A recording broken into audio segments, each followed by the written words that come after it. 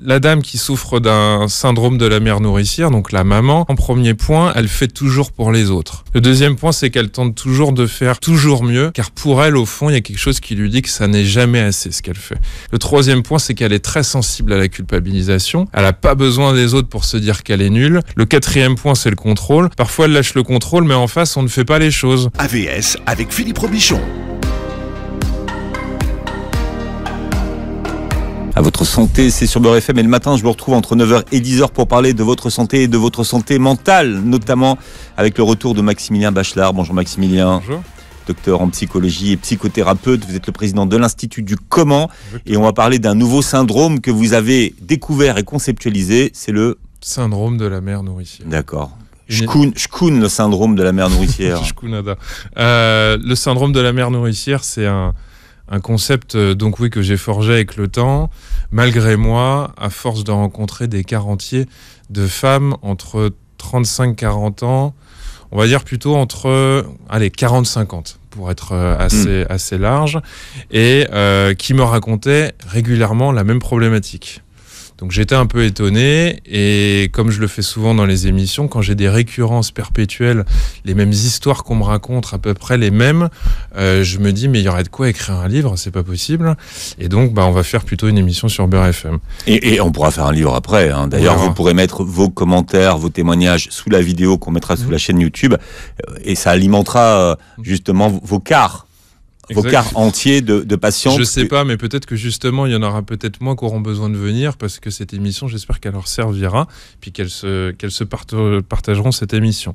Alors, moi j'appelle ça le syndrome de la mère nourricière. Comme tous les syndromes, il y a quelque chose de culturel et qui est lié à l'époque, et je pense que c'est très 2020, 2021. Je suis pas sûr que c'est toujours vraiment existé sous cette forme et que ça existera encore plus tard. Et pourquoi je vous raconte à chaque fois mon expérience d'abord, c'est que je n'ai pas forgé ce concept en allant chercher une confirmation auprès des gens. C'est à force d'entendre les mêmes choses que ce concept s'est formé dans l'autre sens. Sinon, on prend Marie-Claire ou Marie-France ou Psychologie Magazine et on pompe les sujets dedans, et en général, on fera des émissions que tout le monde fait. Exactement. Donc voilà, ça vraiment, ça s'inspire de votre pratique. Alors, ce syndrome, il a un taux de guérison qui est très important dès lors que madame fera quelques efforts à un moment donné dans ses propres conduites, dès lors qu'elle sera plus lucide sur ce qui se passe, qu'elle sera plus lucide à voir ce qu'elle entretient avec un mari qu'il aime un minimum, et en tout cas qu'il aime plus que les services qu'elle rend. Et il y a donc à sentir une balance chez le mari entre finalement, est-ce qu'il aime plutôt sa femme ou est-ce qu'il aime plutôt le confort de vie que sa femme lui apporte. Donc aujourd'hui, je vais vous faire 4 points. Le profil de la mère nourricière, de la dame.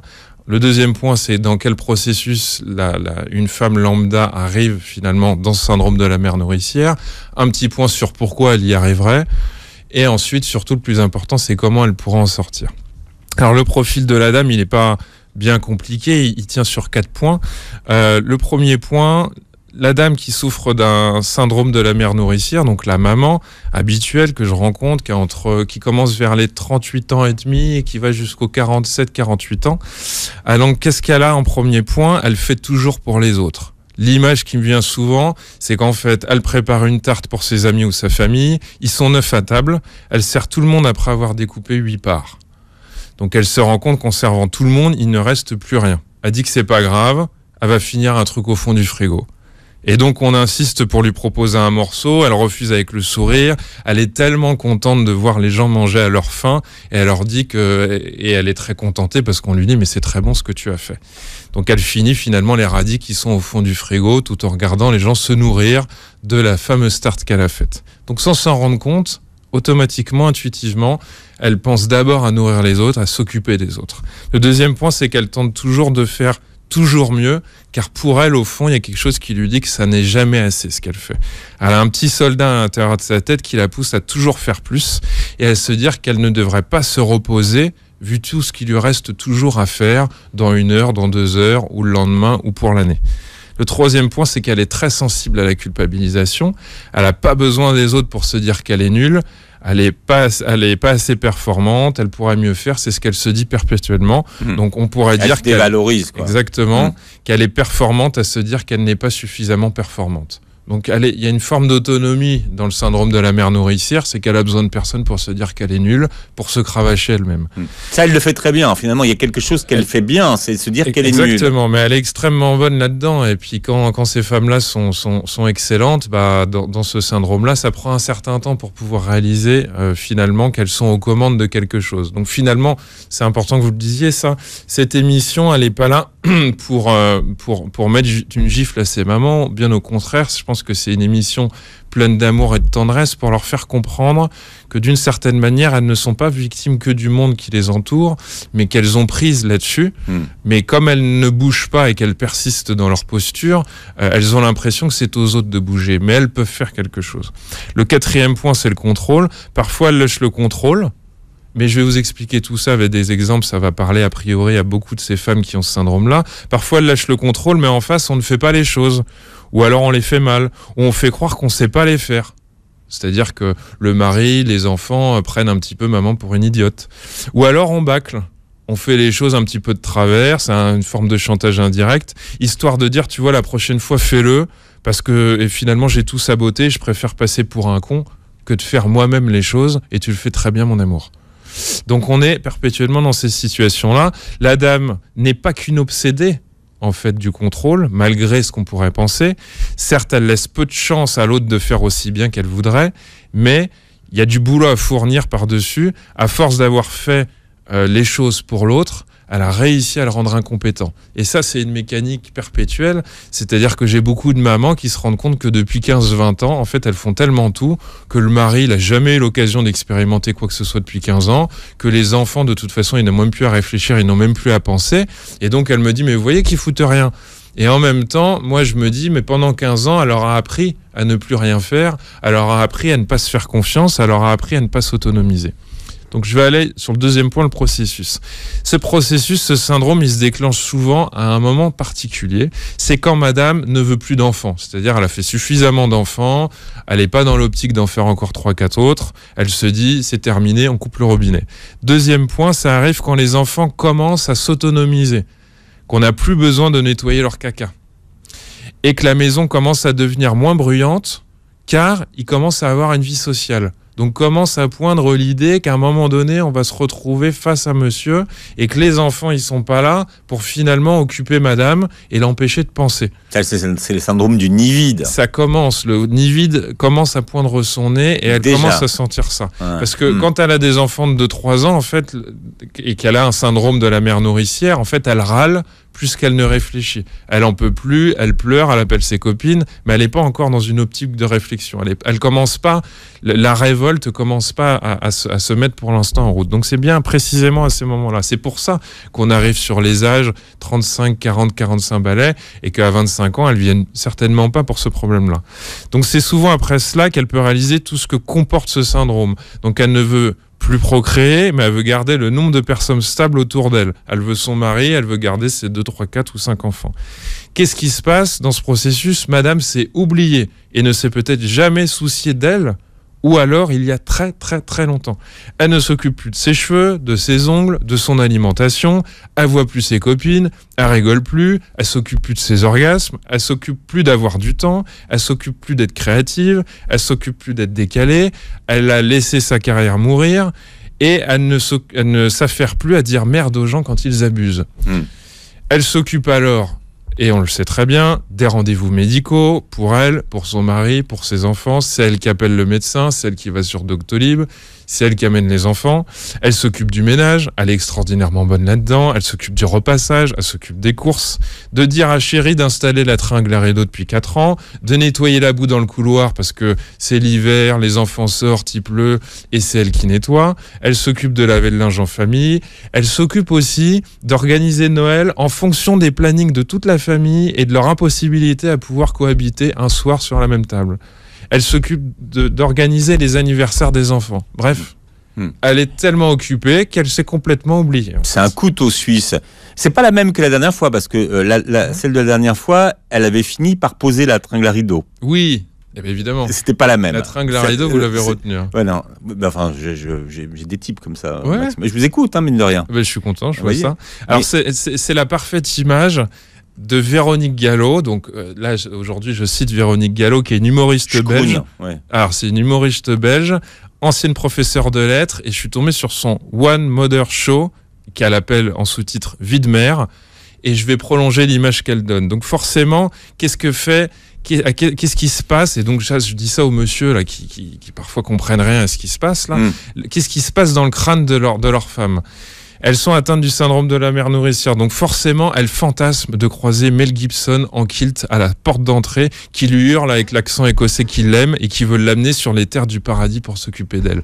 Donc la mère nourricière en arrive à ça, elle n'a plus envie de procréer, elle se sent pas belle et elle rêve de tomber sur un homme, sur un cheval qui lui fait découvrir le monde. Alors c'est Mel Gibson en kilt parce qu'elle a 40 ans, hein, parce qu'évidemment si vous nous écoutez et que j'ai moins de 40 ans, vous n'avez peut-être pas la même référence, Maximilien. Et donc cette image, je l'emprunte directement de cet humoriste, mais maintenant de deux choses l'une, pour ces mères qui m'écoutent et qui sont atteintes de ce syndrome. Mel Gibson, ça ne lui plaira pas longtemps d'être celui qui apporte. Il voudra une femme et il voudra pas simplement une fille. Le fantasme de l'homme qui comprend tous les désirs sans parler peut mener à un moment donné à des impasses. Il faut qu'elles le comprennent, ces femmes-là.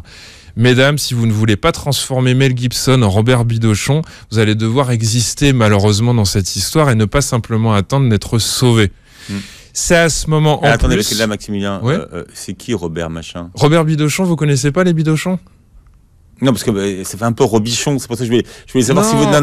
C'est marrant, j'ai pas fait le lien, Maximilien, que ce soit clair. Non, Robert Bidochon, c'est Robert Bidochon, c'est une BD que connaîtront certainement ces femmes, et qui est une BD extraordinaire. On va vous laisser sur Robert Bidochon. Je remets les choses, c'est pas Philippe Robichon, excusez-moi mesdames. Non, donc on reviendra, on vous laisse sur Robert Bidochon. Okay. Maximilien Bachelard qui évoque pour nous ce matin ce syndrome qu'il a détecté et qu'il nous explique, et il nous dira tout à l'heure comment s'en sortir, le syndrome de la mère nourricière. Et donc, on a bien compris que vous ne vouliez pas, Maximilien, que Mel Gibson en kilt se transforme en Robert Bidochon. Exactement. Alors, comment ?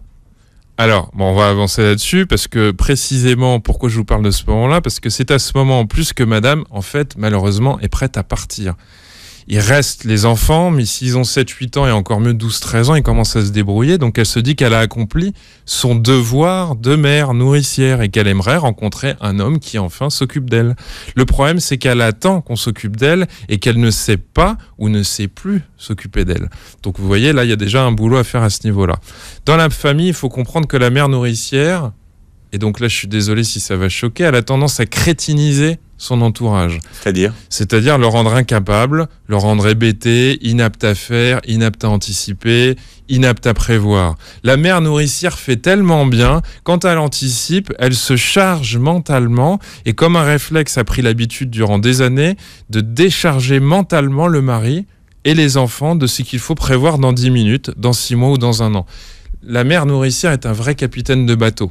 Et donc, c'est-à-dire que si j'anticipe tout pour vous, à un moment donné, vous êtes incapable de vous débrouiller, comme une star qui, à un moment donné, n'a jamais pris le métro, est incapable de se faire à manger parce qu'il y a des servantes depuis 20 ans. Donc, on en arrive à ça. Quand la mère nourricière commence à se révolter, à entendre que le mari de sa meilleure amie, lui, il prépare lui-même les vacances pour le couple ou qui va au conseil de classe des enfants, elle devient le général en colère que sa propre famille commence à fuir. Elle commence à refuser d'être la bonne à tout faire. Le fils résiste et ne veut pas mettre ses chaussettes dans le tambour. Le mari refuse d'avoir à faire à manger. La petite estime que sa mère doit encore la chercher à l'école, qui est en face de la maison, sous peine de faire des crises de larmes. Et donc ça, c'est un moment très précieux au moment de notre rencontre, parce qu'elle commence à en avoir marre, elle commence à vouloir changer, et elle me dit, mais vous voyez, mon environnement résiste. Le général en chef rentre à la maison, ordonne que tout le monde fasse sa part. En fait, ce qu'elle est en train de faire, il faut bien qu'elle comprenne ce que je vais dire, elle rend le contrat implicite du couple et de la famille, qui était celui-ci, je ferai tout pour vous, mes chéris, car les mères nourricières sont des femmes très confortables, ce sont des capitaines, des générales, mais aussi des femmes confortables, des nounours. Mais là, c'est changer les règles du jeu en cours de partie. Exactement, et souvent je leur dis, vous savez madame, vous voulez changer, vous voulez mettre un avenant au contrat, mais ça ne veut pas dire que les autres ils sont prêts. Ou alors, ils sont prêts à moitié. C'est-à-dire, oui, ma chérie, va chez la coiffeuse et va voir tes copines. Mais en fait, il faut quand même que tu remplisses tout le reste du contrat, puisque moi, je ne le ferai pas.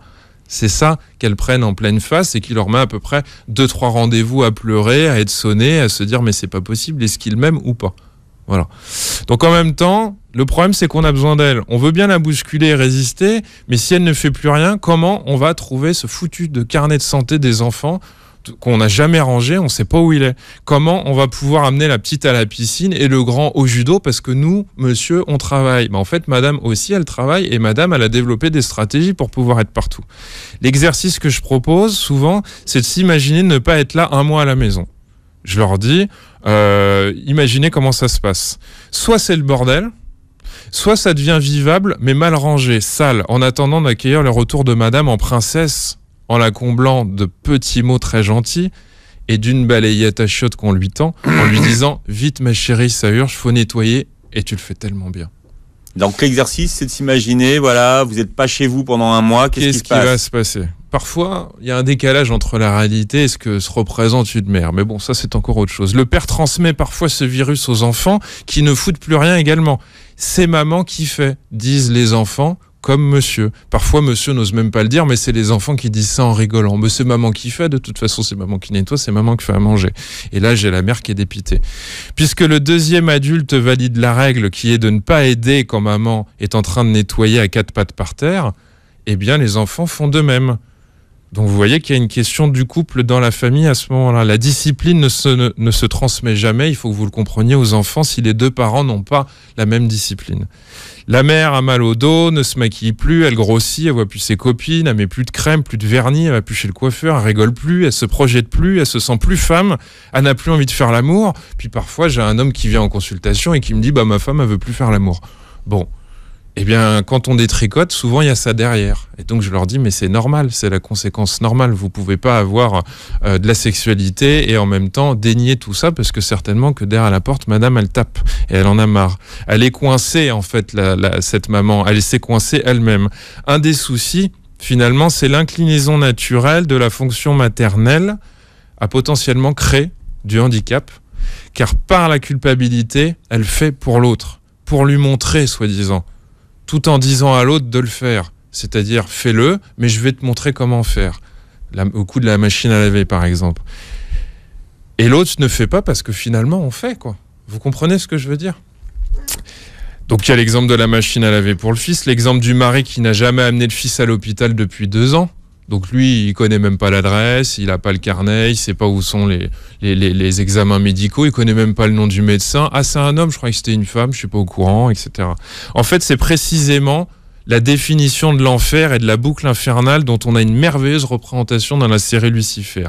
Alors pour ceux qui ne l'ont pas vu, la série Lucifer, c'est sur Netflix. Mesdames, vous devez courir pour voir cette série parce que vous allez comprendre des choses importantes. Les gens dans cette série, donc c'est la représentation de Lucifer qui est sur Terre, et il y a une représentation de l'enfer qui est donnée dans cette série qui est magnifique. Les gens se retrouvent en enfer et ils sont pris en fait par un sentiment de culpabilité et revivent en enfer une scène marquante, significative de leur existence, selon leur propre perception, et ils la vivent des milliards de fois, en boucle, en boucle, en boucle. C'est précisément cette représentation qui peut avoir un lien avec cette histoire de syndrome de la mère nourricière, puisque finalement, en enfer, ils revivent perpétuellement la même culpabilité. Dans la série, je pense que c'est une signification, ça veut dire que l'enfer, d'une certaine manière, il est sur Terre. Alors c'est qui Lucifer? Lucifer, c'est une incarnation du diable? C'est l'ange déchu. D'accord. Non, mais dans la série. Vous l'avez pas vu? Non, non, j'ai pas Netflix. J'attends que vous me la téléchargez. Maximilien. D'un seul coup, je suis en train de me dire que s'il y a des gens qui ont envie, on pourrait faire une émission sur Lucifer. Toute une émission sur la question du couple, de la sexualité, de l'amour et de la famille. Maître Boily, vous qui êtes au fait, est-ce que vous avez déjà vu, non, je vous demande pas, mais est-ce que vous avez déjà vu Lucifer? Ah, vous l'avez vu? Ah bon, d'accord. Et c'est bien comme série?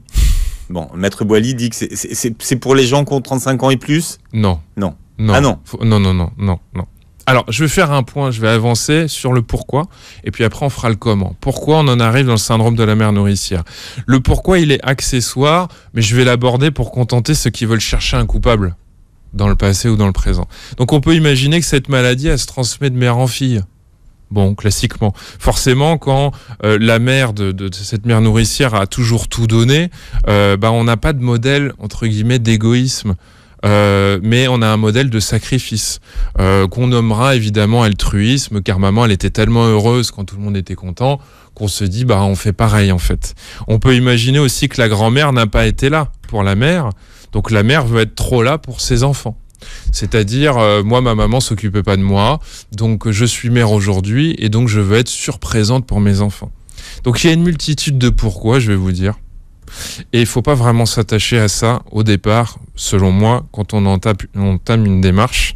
Le pourquoi aide parfois à s'autoriser à aller plus vers le comment, que je vais tranquillement vous décrire, comment on pourrait imaginer sortir de ce syndrome de la mère nourricière, qui fait que finalement il y a quelque chose qui tourne en boucle. Le message que je suis en train d'envoyer à toutes ces femmes-là, c'est qu'évidemment tout est de la faute des autres.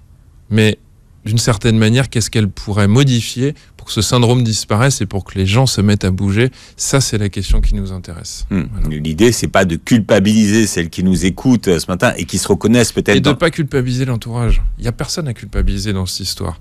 Il faut passer de la culpabilité à la responsabilité. Il faut passer de l'enfermement à un minimum de reprise de sa liberté. Redéfinir des frontières. C'est-à-dire accepter qu'il faut qu'il y ait une évolution du couple et de la famille et qu'on ne peut pas être pareil à 17 ans comme à 61 ans. C'est pas pareil. Mais la question peut-être, Maximilien, c'est qui leur a demandé à ces femmes de devenir des mères c'est une bonne question. Nourricières. Est-ce qu'il y a quelqu'un qui leur a dit, voilà? Est-ce que déjà elles se sont déjà senties femmes? C'est une autre question aussi, ça qu'on pourrait poser. Et évidemment, personne n'a jamais rien dit. En même temps, tout le monde l'a fait entendre. Et puis en même temps, parfois, on n'a pas besoin que les gens nous disent quelque chose pour l'avoir entendu. Et ça devient particulier. Mais il y a des héritages.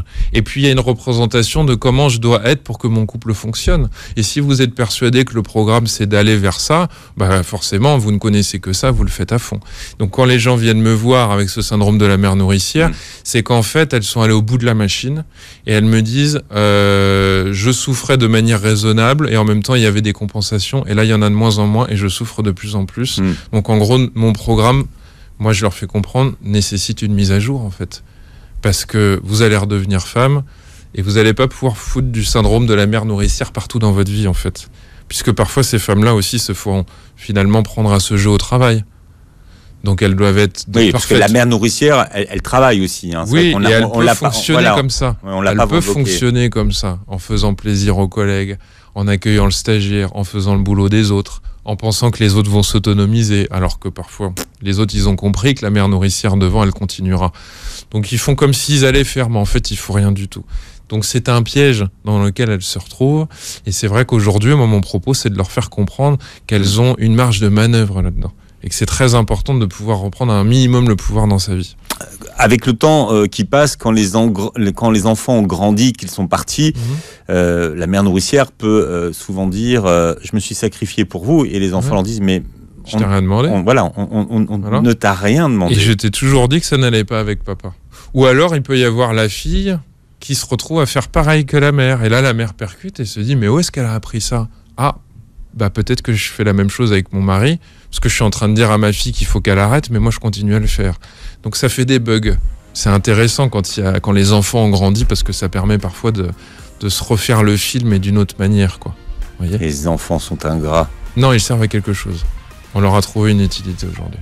Le syndrome de la mère nourricière avec Maximilien Bachelard qui est avec nous. On compte sur vous pour commenter la vidéo et dites-nous si vous vous êtes retrouvé dans ce portrait et où vous en êtes finalement de ce que décrit Maximilien. Un sujet et un syndrome que vous avez identifié de par votre pratique, Maximilien. Alors comment s'en sortir? Alors, là c'est délicat. Là. Je ne vais pas pouvoir tout expliquer, mais je vais donner quelques pistes.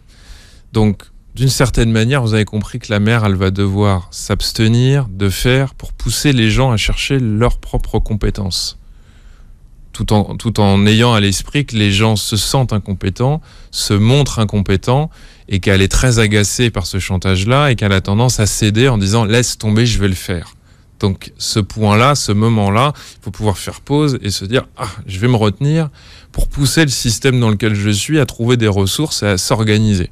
Pour ça, l'exercice de si vous n'êtes pas là un mois, qu'est-ce qui va se passer? Il sert à ça, en fait. Donc, elle doit se retenir. elle doit autoriser le chaos à s'inviter d'une certaine manière, qui va secouer le système et qui va pousser un peu sa culpabilité. Mais c'est possible parce qu'elle n'en peut plus, elle vient me voir, elle est à genoux, elle est fatiguée, elle est crevée. Ça ne plaira clairement pas au départ, puisque tout le monde était bien d'accord que c'était maman qui se tapait toute cette liste de choses et que ça nous arrangeait très bien, qu'on n'avait pas envie de faire à manger, qu'on n'avait pas envie de nettoyer par terre. Et elle serait là à côté de moi, la mère nourricière, elle me dirait « Mais vous croyez que ça me plaît, moi ?» Et je lui dirais « Oui, mais bon, voilà, c'est comme ça que ça se passe. » Donc ça plaira pas clairement au départ, mais ça va changer la représentation d'handicapés, d'incapables, d'irresponsables, d'idiots que se donne l'entourage qui, en plus, sournoisement, valorise les compétences de la mère. Parce qu'à chaque fois, quand l'autre a réussi son tour de magie à faire en sorte que ce soit elle qui nettoie, qui foute les mains dans le caca, il y a toujours un sourire, il y a « Merci ma chérie », quoi. Heureusement que tu l'as fait parce que ça commençait vraiment à sentir mauvais dans la maison. Donc il faut prêter attention à ce renforcement sournois que l'autre donne pour finalement ne rien faire.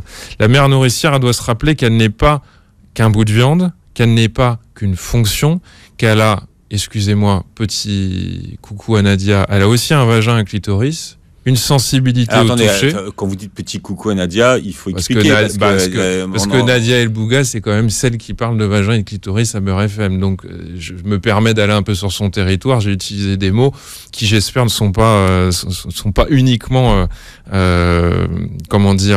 entendables dans ces émissions. Mais c'est important ce que je dis, en fait. Parce que, pourquoi je vous parle de vagin et de clitoris? Parce que c'est très rare d'avoir des femmes qui sont heureuses au lit à ce moment-là, quand elles sont prises par le syndrome de la mère nourricière. Mais moi, je vous explique pourquoi elles sont peu heureuses à ce moment-là. Et cette émission, elle sert aux hommes qui, eux, s'arrêtent uniquement à ce point-là et qui comprennent pas pourquoi il n'y a plus de libido. Il n'y a plus de libido parce qu'il y a tout ça, monsieur. Tout simplement.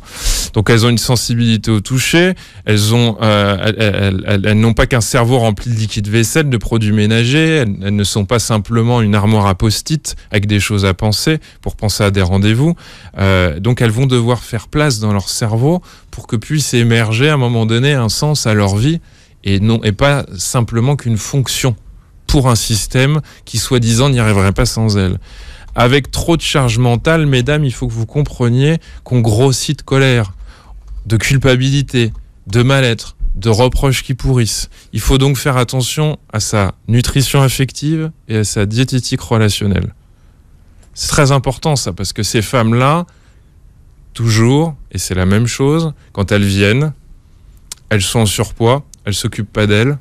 Au bout de 5 à 10 rendez-vous, quand elles se sont bien mises au travail, ce ne sont plus les mêmes. À tel point qu'il y aura une étude à faire, je vous le dis, à photographier ces femmes-là au premier rendez-vous et 3 mois plus tard.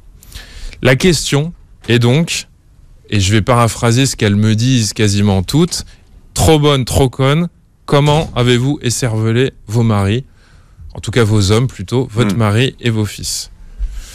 Si vous souffrez que votre homme ne voit pas le niveau de crasse, que les enfants restent toujours dans leur chambre en imposant leurs odeurs et leurs organisations, vous devez vous réveiller, mesdames. Si vous avez l'impression d'être un chien de berger qui rassemble perpétuellement la famille, une négociatrice, psychologue qui parlemente des heures alors qu'il faut simplement que l'autre change de comportement, il faut que vous vous réveillez. Si vous tentez depuis 10 ans de vouloir changer votre mari qui est désinvesti de tout, sachez qu'on ne peut pas faire changer les enfants et on devient à ce moment-là, malheureusement, la chieuse hystérique tyrannique dans la famille. Donc vous devez vous réveiller et arrêter de vouloir faire changer les autres. C'est vous que vous devez d'abord changer. La mère nourricière, elle croit qu'elle protège en évitant de leur faire des choses. Elle confond enfant et poupée. Elle confond son mari et Ken, le mari de Barbie, en fait. L'environnement, il devient crétin, car il ne cherche même pas où sont les pansements, où sont les piles. Il demande finalement il demande des choses pour pouvoir reproduire le modèle de maman. Et donc, l'environnement devient... je vais inventer un mot, mésempathique ou désempathique. Parce que j'ai des mamans qui me disent, mais j'en suis en train de pleurer, quoi. Mon mari et mes enfants ne font rien et ils en ont rien à faire. Et je pleure et donc ils sont inquiets, ils me disent de revenir vous voir parce qu'ils comprennent pas ce qui m'arrive et j'ai l'air d'être une folle hystérique qui est en train de craquer. Mais parce qu'elles me racontent ça. Et parce que eux, quand on leur explique ce processus, ils le comprennent, mais en même temps, ils en tirent un bénéfice et ils sont habitués depuis des années. Donc parfois, on va me dire, oui, mais le mari, il bosse. Mais la femme aussi, en fait, d'une certaine manière. Parce que ces femmes-là me le disent. Oui, mais mon mari, il travaille. Et je leur dis, mais on se voit à 19h, madame, vous avez fini à 18h. Vous aussi, vous travaillez. Ah oui, c'est vrai. Donc, il n'y a pas plus antiféministe que ces femmes-là. Hein. C'est une catastrophe, en fait. C'est pas sur les hommes qu'il faut taper, c'est sur ces femmes qu'il faut avoir un discours bien tranché.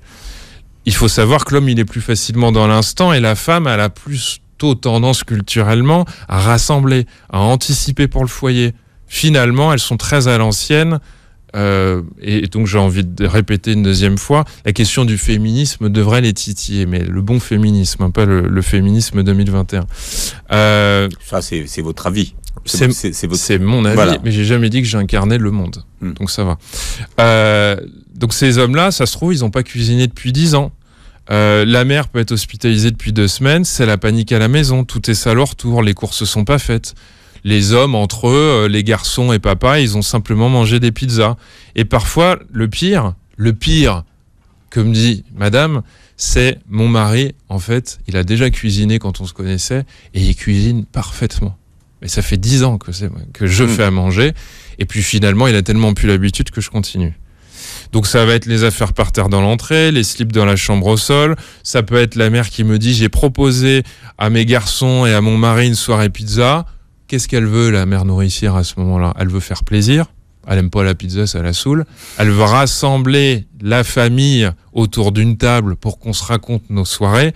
Et en fait, qu'est-ce qu'elle obtient? Elle obtient des mecs qui ouvrent au livreur, qui sortent chacun de leur chambre, qui payent, qui se coupent les parts de pizza, qui laissent la boîte à pizza au bout de la table et qui se cassent chacun dans leur chambre. Elle se retrouve donc comme une idiote à pleurer, à regarder L'amour est dans le pré toute seule sur le canapé. Et le lendemain, quand elle vient me voir, elle me dit, vous savez, c'est quoi le pire? C'est que j'ai réveillé mon mari et mes enfants, puisqu'il faut que je les réveille, puisqu'ils savent pas le faire. Et en faisant le lit, puisque c'est moi qui fais le lit, j'ai retrouvé des croûtes de fromage et de pizza et une boîte à carton sous le lit, quoi. Vous vous rendez compte? Et ces gens-là ne se rendent pas compte, finalement, de ce qui se passe. Hashtag vie de mère nourricière. Vie de mère nourricière. Ouais. Très belle idée. Donc la question de la femme utile est derrière ça. Donc la question que je vous pose, mesdames, est-ce que vous êtes une femme ou est-ce que vous êtes une fonction? Et je vais aller un peu plus loin. Est-ce qu'on peut vous aimer, mesdames? Donc je vous regarde, je vous parle. Est-ce qu'on peut vous aimer en dehors des services que vous rendez, des fonctions que vous prenez auprès des gens? Est-ce qu'on peut vous aimer en dehors de l'utilité que vous avez auprès de votre entourage? Est-ce qu'on peut vous aimer pour ce que vous êtes uniquement, et j'ai même envie de vous dire, en ayant les mains dans le dos et en ne pouvant rien leur apporter concrètement et matériellement? Posez-vous bien cette question. Est-ce qu'on peut vous aimer pour vos qualités? Et quelles sont vos qualités? La plupart des mères nourricières échouent à répondre à cette question au départ, puisqu'elles me disent, mes qualités, je fais très bien à manger et je me soucie beaucoup des autres. Voilà. Donc, est-ce qu'on peut vous aimer en dehors de ce que vous pouvez apporter aux autres, en dehors de cette fonction? Donc, mesdames, pour conclure, si vous voulez un homme, comportez-vous en femme et pas en petite fille, tout simplement. Maximilien Bachelard, cette émission m'inspire une chanson de Benjamin Biolay en duo avec Jeanne Chéral. Est-ce que vous la connaissez? Non, je ne connais pas. Ça s'appelle Brandt Rhapsody. D'accord. On va terminer avec cette chanson. Vous la connaissez pas, c'est la première fois qu'on va l'écouter sur Beurre FM et ça vous rappellera les post-it. Très belle journée santé sur Beurre FM. On attend que DJ Maître Boily puisse caler le disque, mais parfois ça peut prendre un peu de temps. La technique ne réagit pas toujours au doigt et à l'œil. Je suis en train de penser au hashtag vie de mère nourricière. C'est pas mal en fait comme expression, parce qu'on peut être une mère et épanouie. Ouais, mais vie de mère nourricière, j'ai envie de dire, je lance un appel national à ce qu'on arrête de parler de vie de mère, mais de vie de mère nourricière. Je fais un coucou à Madame Gallo, cette humoriste, parce que finalement, ce serait pas mal de lui rendre hommage parce que son spectacle est vraiment très très joli, très bien foutu. Googlez, et on se quitte donc avec Jeanne Chéral et Benjamin Biolay. Je rêve de ton corps, je rêve de ta bouche, je te veux près de moi, je veux que tu me touches.